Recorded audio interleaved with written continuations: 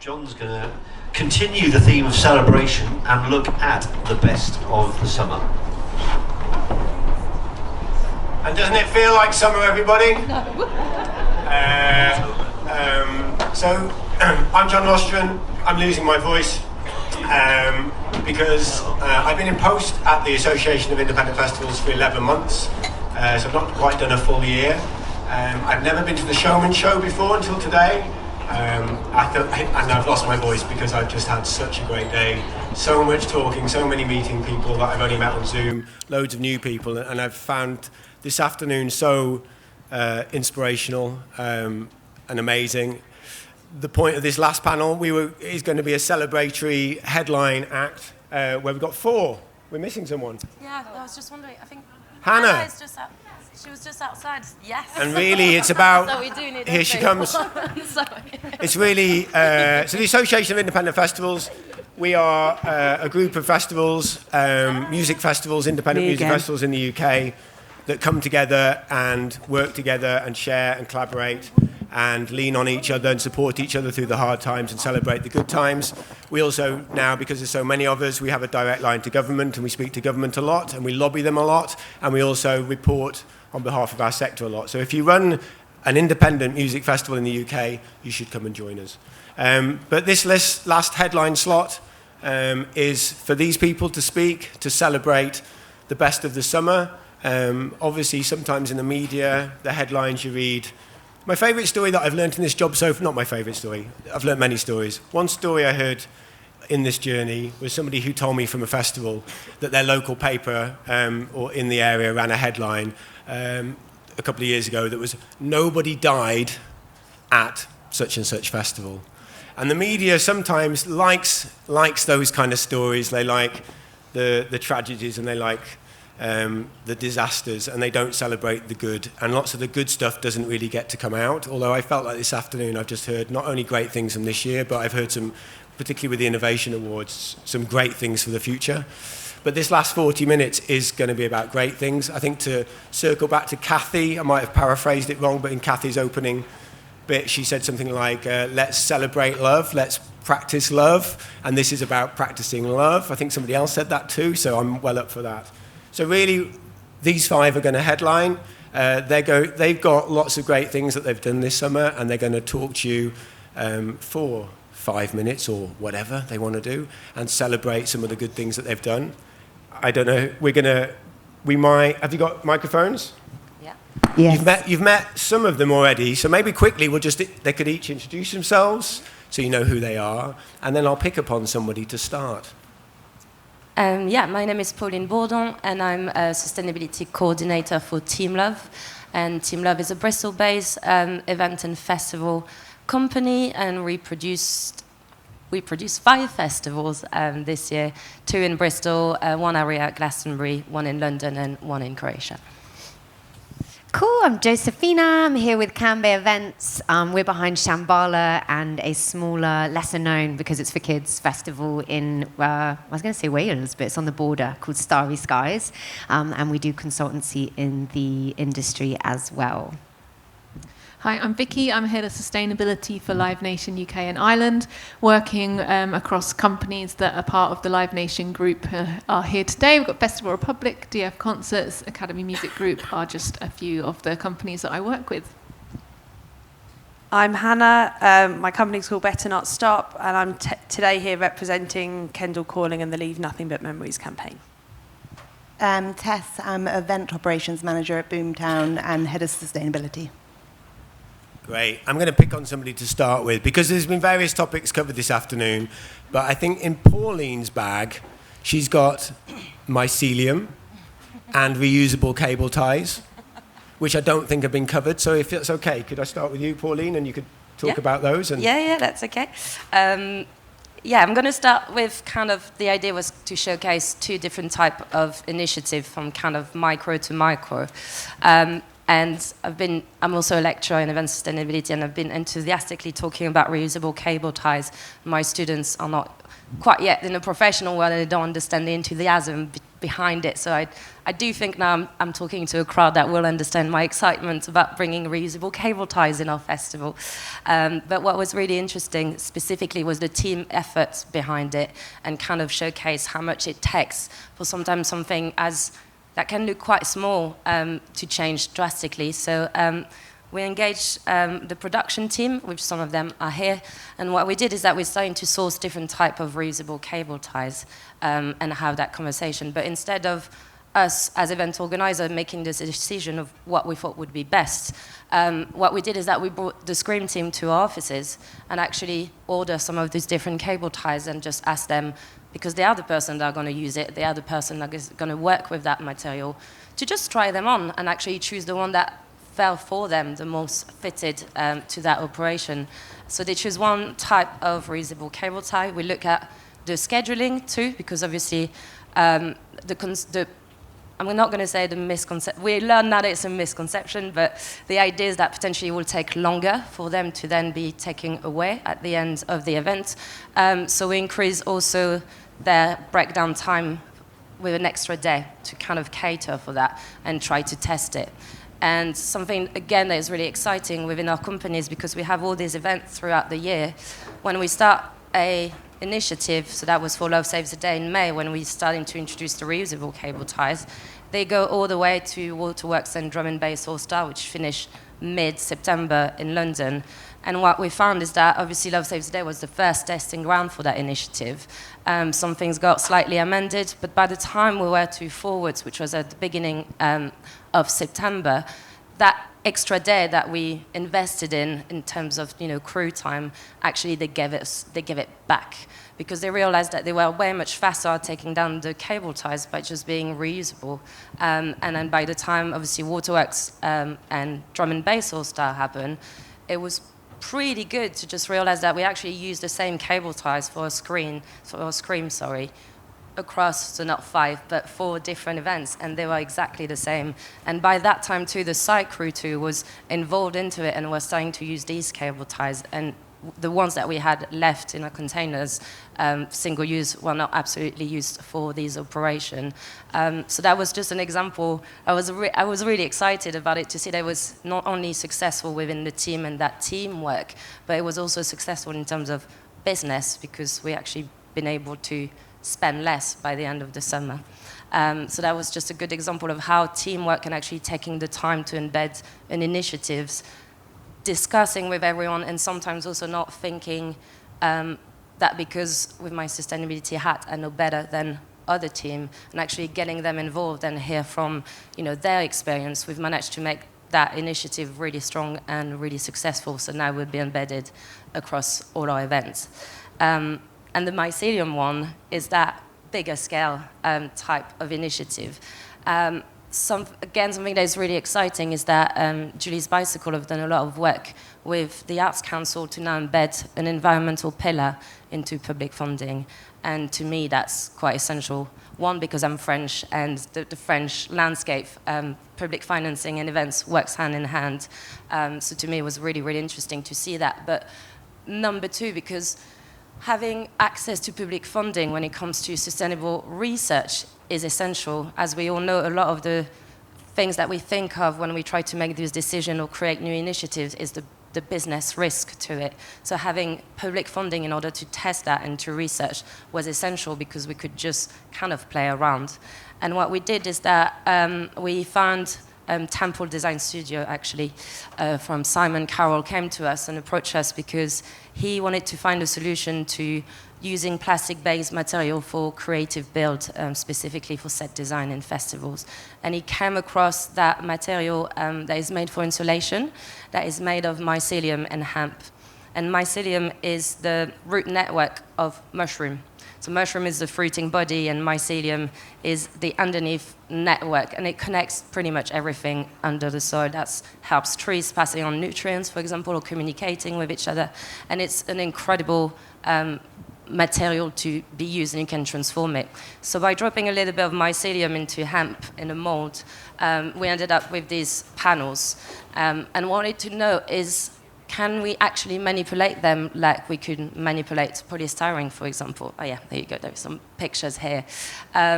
how can we, what tools do we need when we start to work with that material? Can we cut it as fast? Can we decorate it without also tampering the biodegradability of the material?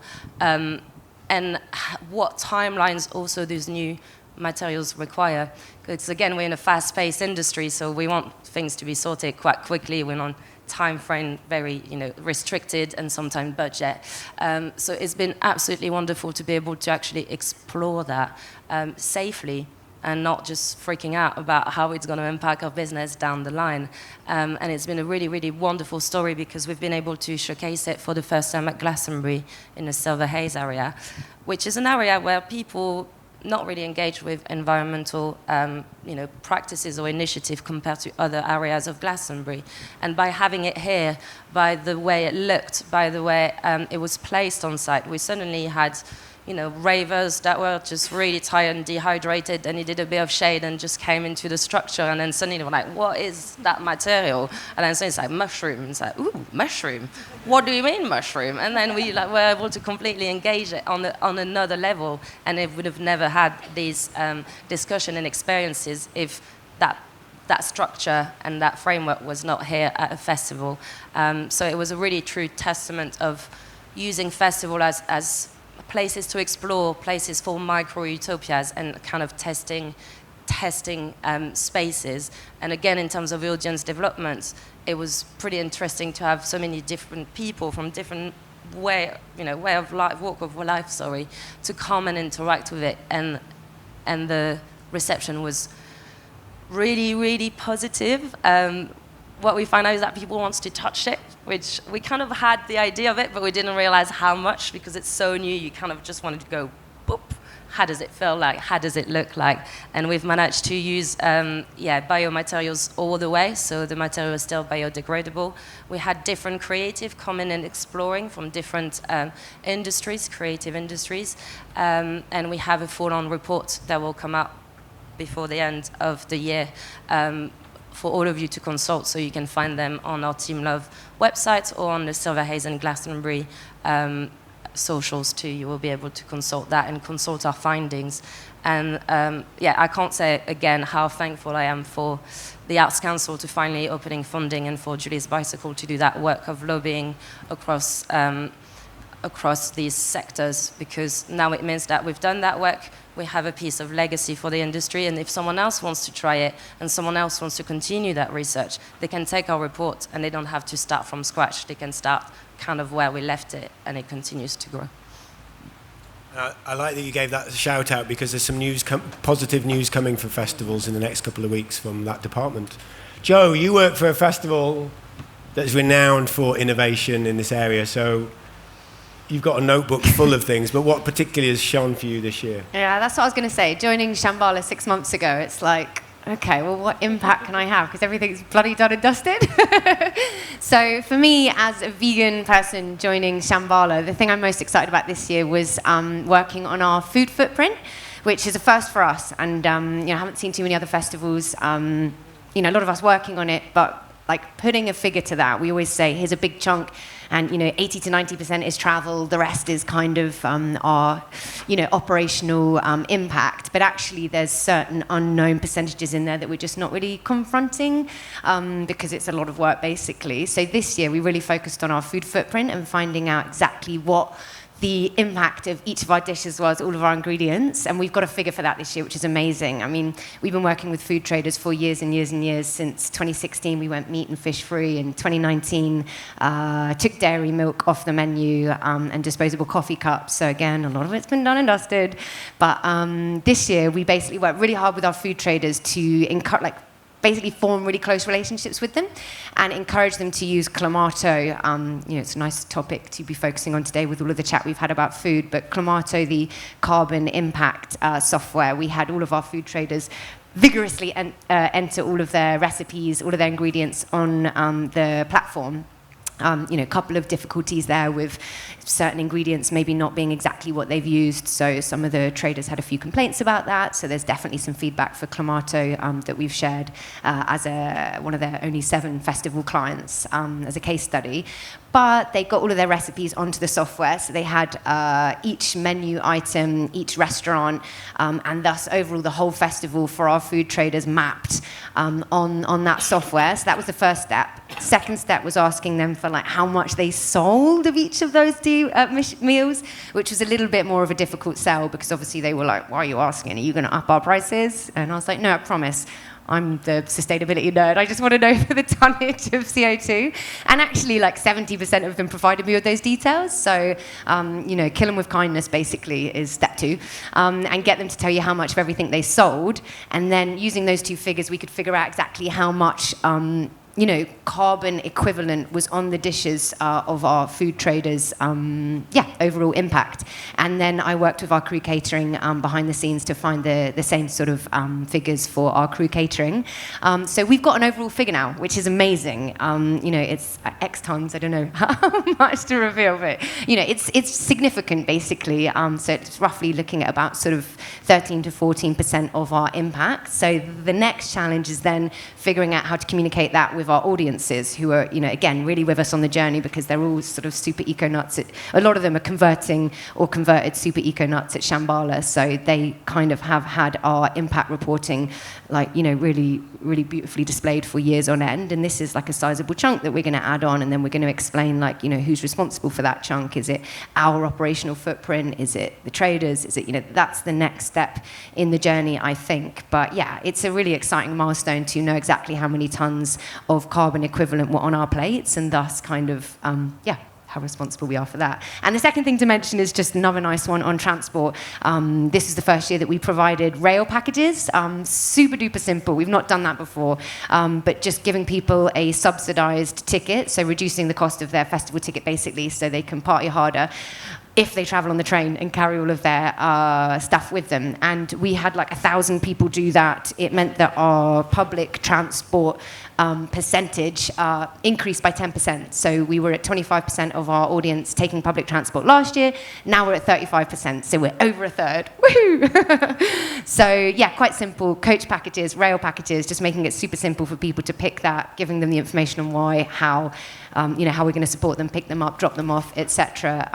So that's really working. I'm just can't we just do that with 100% of the tickets?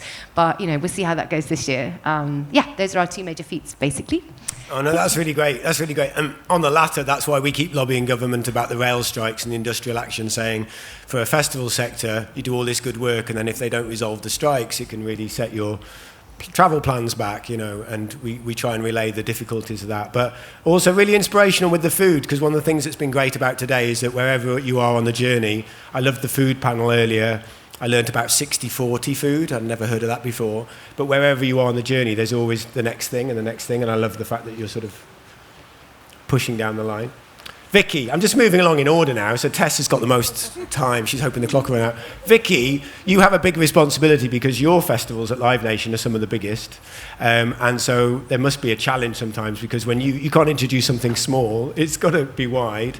You've got lots of things. I loved the fact that your eco camps was a huge uptake in that, but I don't want to, what was that exciting for you? What else was exciting for you? Yeah, so that's what I wanted to talk about today, as well as some other waste reduction initiatives that we did. It is a big responsibility and a big challenge across such huge events, but there's also the benefit of we can make one change and work with one particular provider or sponsor and make a lot of change across a number of events. So that is also a great benefit that we have. A few kind of just waste reduction initiatives, tickets are all paperless now, and we introduced electronic crew catering this year. It's been something that's been talked about for a long time. I know a lot of other events have done it, but we took the plunge this year, and again across 20 different events that reduce the waste from those individual tickets, but also kind of the time it takes for people to organise all the crew catering. It's kind of looking after people's sanity as well. We banned disposable vapes as well. We took the decision to ban those following, like taking Glastonbury's lead as well on that. At Wireless, Transmit, Wilderness, Reading, Leeds and Electric Picnic in Ireland. We put out communications in advance, and we did provide vape bins for people as well, because we knew that some would come in, but also trying to work with our partners on correctly disposing of vapes and just starting the conversation around it mainly. We took on a new partnership with Liquid Death and sold water in cans rather than plastic bottles. So a plastic reduction initiative rather than waste, because we've still got the same amount of waste, but aluminium instead. So across the season, that amounted to 1.5 million bottles that were saved and reduced. So that's a huge stat, so we're really proud of that. And continued with reusable bottles, comms to encourage fit-for-purpose tent, and then continuing our No Reading on a Dead Planet and No Leeds on a Dead Planet campaign with Music Declares Emergency. So that leads me on to the eco-camps. Reading and Leeds, we introduced the eco-camps last year as a waste reduction initiative. We had a campsite at both Reading and at Leeds, and they were both 1,000 capacity. It was an experiment because we thought, who out of the Reading and Leeds crowd wants to kind of stay in an eco campsite? And actually loads of people did. And it's to give people who do care, who do want to take their tents home, who want to be respectful and responsible for their stuff, the space and the opportunity to do that and to celebrate that. So due to popular demand, it increased from 1,700 campers who stayed there in total across Reading and Leeds last year to 14,200 campers. So just in the space of 1 year, it's grown massively. There was no additional cost. People just had to pre-register. They signed up to a pledge online and also when they got to site as well. I've got some slides actually. I'd quite like to show you some of the pictures. Can I have the clicker? Yeah. On the, yeah. Okay, I'm going to whiz through some of these. So this is Liquid Death and the comms that went out around vapes. Yeah, so this is our eco campsite, just some photos of the pledge board that people signed when they actually got to site. We had compost toilets in the campsites, daily yoga sessions, which were kind of celebratory, like thank you for free as well. Gave out recycling and non-recycling bags, which we do as standard, but you can see how well they were sorting it. And then a dedicated green team as well. So these were the after photos at Reading. No tents left behind there. And at Leeds, it was a slightly bigger campsite, so we did have some tents left behind. But all in all, we calculated it was 99.3% of tents were taken home.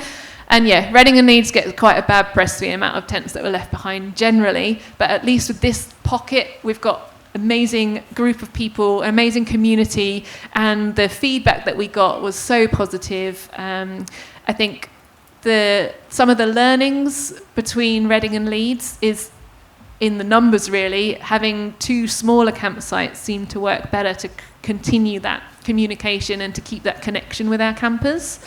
But overall, we did have an impact because we continued with, so this is feedback, I'm just going to whiz past that.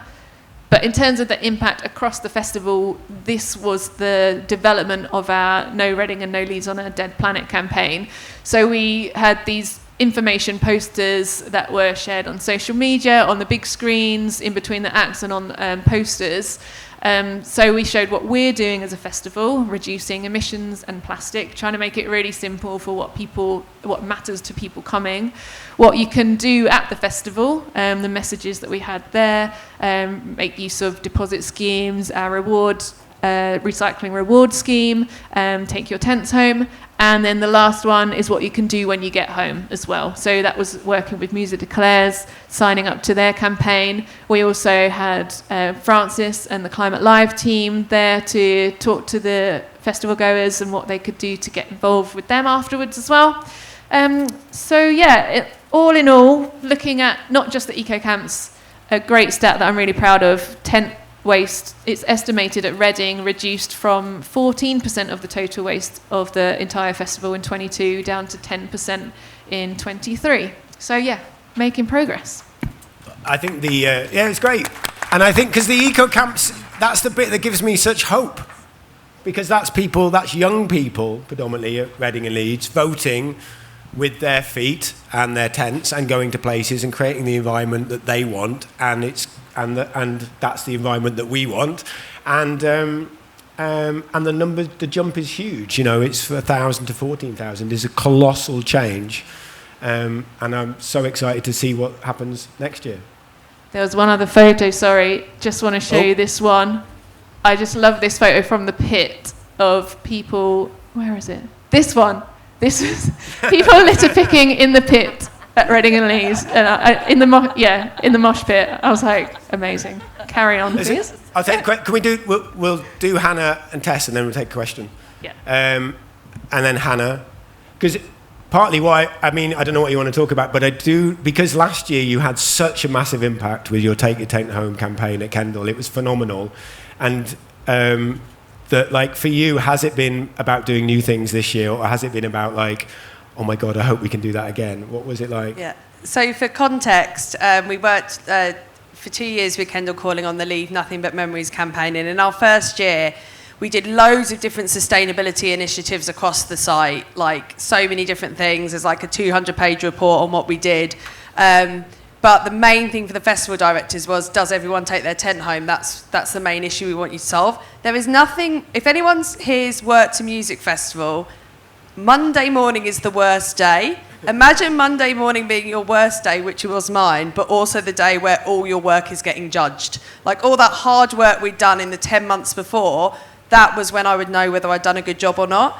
So getting on that golf buggy, which is always fun, but not when you're going around to count tents by hand at 2 o'clock on a Monday afternoon. So we'd done really well the first year. We'd gone down, for context, Kendal's 45,000 capacity. In our first year, we got the tent waste down from around 6,000 tents to just under about 250, 280 across the site. Mainly condensed in the main field closest to the festival site. I think most festivals have got a party field. And so the pressure was on this year to achieve better results for the festival, but they also wanted to build on that campaign. So luckily this year we had weather like this on the Sunday as well, which anyone knowing in events knows even more reason for people to leave their stuff behind. But we were very lucky this year that we achieved about the same results on the tents, which, bearing in mind the weather was worse, and sometimes in that first year you get a better result, was really good. This year we used drone footage as well to look at the waste on site. So the first year it was by eye of me just going around counting the tents. This year we used drone footage to count them, which means we're much more accurate results. So yes, that was really successful, including, if you were here for earlier, 2 people had it tattooed on their arms, which was crazy, which I didn't find out about till the Monday either, which was really annoying. But some success stories from that, moving on from that campaign, was we also worked with the bars team on the reusable cup scheme. So that's always a good scheme for festivals, but depending on the setup they've got with their bars, there's a cost for every cup that is lost at the festival, and the kind of average cup loss rate for festivals is 20 to 25%. So we wanted to improve that cup loss return rate, which would save the festival money. We managed to reduce that down at Kendal to about 8%, 8.9%.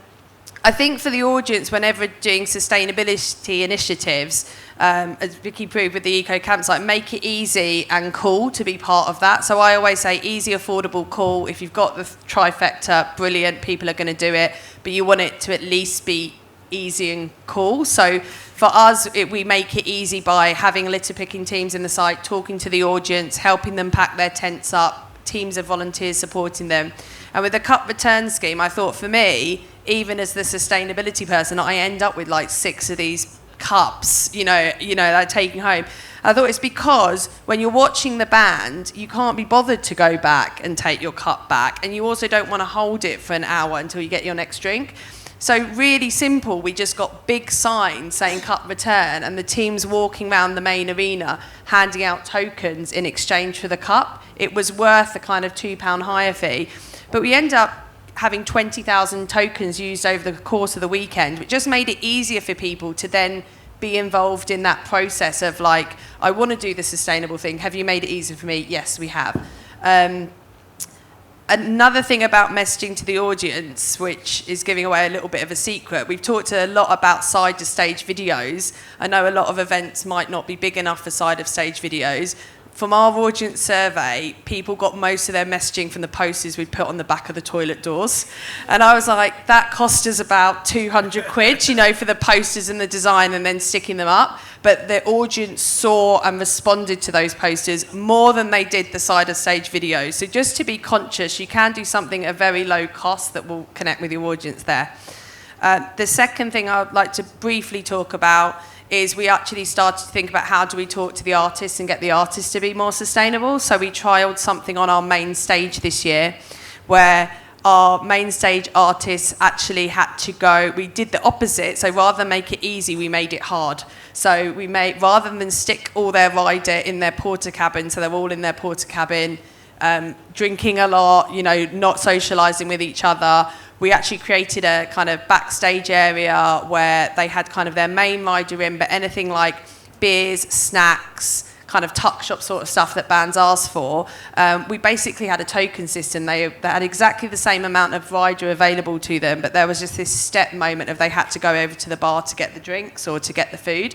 And we actually found a huge reduction down then in how much people were drinking at the event. And I think for us, a lot of that was around the story of mental health. Bands are on tours, like how can we create an environment for them where they're backstage, there's other stuff for them to do than sit and drink in their porta cabin.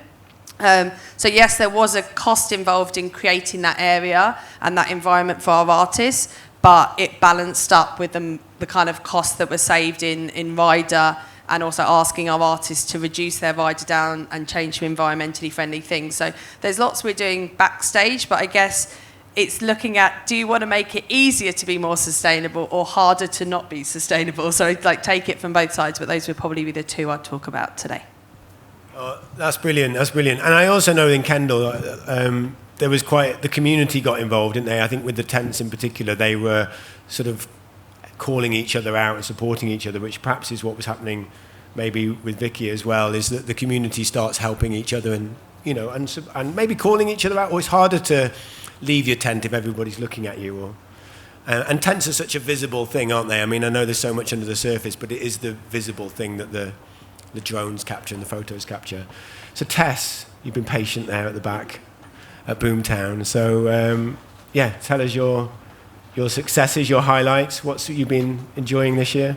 I've got a couple. I'm going to follow on from you guys with the tents. Boomtown is a very hedonistic event, and the demographic is about 18 to 25, predominantly 18 to 25 across the board, and they really come to have a good time, and Monday morning is a hard time for them. We've always had a real big issue with our campsite waste, and I've worked at Boomtown for 9 years, but this was the first year that they'd asked me to look after sustainability. I've done it at a couple of different events before, so I used to be sustainability manager at Glastonbury and at British Summertime. So I agreed to take the project on, and one of the big things that the directors were really invested in was the campsites, because obviously it has such an impact and such a visual statement at the end of the event. And if everybody's had an amazing time, it leaves a real bitter taste in the mouth if you walk away to a load of devastation. So we set up a campaign. We've had the Eco Warriors for quite some time, but we introduced another thing on top of that, which was the Waste Warriors, which was 200 volunteers that were predominantly working on the Wednesday morning and the Thursday morning as the public were arriving and doing outreach, so public engagement and speaking to every single different person as they arrived to the event. Say, don't forget what we told you about waste and taking everything home when you leave on the Monday. And then again, on the Monday morning, they went out, 200 of them, into the campsites, having conversations with people, reminded them we do an eco-bond, so we charge everybody on top of the ticket price another £20, which they can get back at the end of the event if they bring back a bag of general waste and a bag of mixed recycling, or 2 mixed recycling, whatever they want to do. So, and our uptake on that was 3 times what it has been in the past. And our tents taken home was 83%, which compared to previous years was up by about 30%, which was pretty epic. Yeah, and a big shout out to all the guys that came and volunteered, because not very many people want to show up on a Monday morning for a volunteer shift. And then the second thing that we focused on was that Boomtown had made a pledge a couple of years ago to be net zero by 2026, which is obviously only 2 years away now, and the sort of discussions around net zero are sort of going in different directions at the moment. But my first question to them was, what's our current impact and what does that mean for us? Because until we know what our impact is, how can we possibly start to look at being net zero?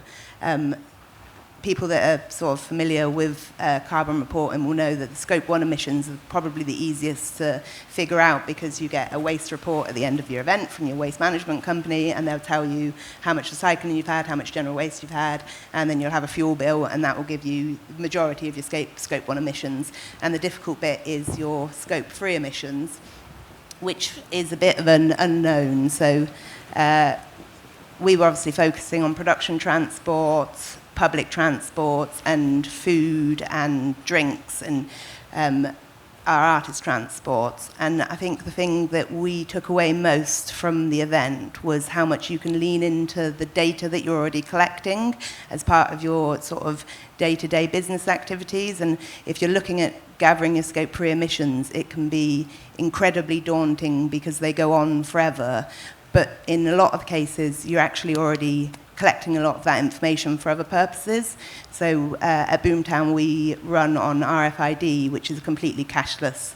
So we don't have any cash transactions at all, and we manage the RFID system. So in the past, we've used a company called Wheeze, and we manage every single till transaction, which means that at the end of the event, we know exactly how many cans of water we've sold, pints of lager, gin and tonics from different gin providers, down to the detail of every different brand from every different bar that we use. So when it came to collecting the data and working out the impact of the bars, I can't take any of the credit for it because my colleague Lauren actually did all the hard work, but it took a job that seemed like it was going to be totally mammoth and unachievable about 3 or 4 hours. And then we'd worked out all of our Scope 3 in terms of drinks pretty much in less than a day. Wow. Confidently in less than a day.